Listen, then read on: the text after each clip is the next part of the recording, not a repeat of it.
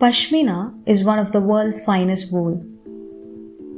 Kashmiri artisans and traders create exquisite finished products like shawls and other apparel using this fabric. But the world is heading for a shortage of this highly prized wool as the industry is hit by the ongoing border disputes between India and China. The Pashmina wool comes from Changra goats which graze at the high pastures of the Changtang region.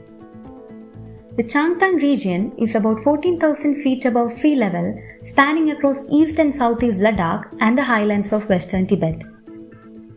The Changra goats are reared by a semi-nomadic community called the Changpa tribes. The Changpas followed the Silk Route Trail over the high passes and rivers of the Changtang plains of the Tibetan plateau.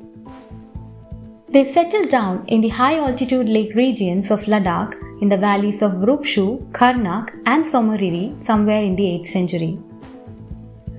The Changpas transmigrated with the hope of finding better pastures for their livestock, to trade salt and butter and to find a market for their Pashmina wool. Unlike other pastoral nomadic tribes, they do not travel from one climate region to the next, but follow shorter distances of movement. More than 1,000 families of nomadic Changpa herders now roam the vast Changtang region, raising around 3 lakh Pashmina goats, black yaks and horses through the summer months. The yaks provide transport and shelter for them. Its fat is used as fuel and its meat as food.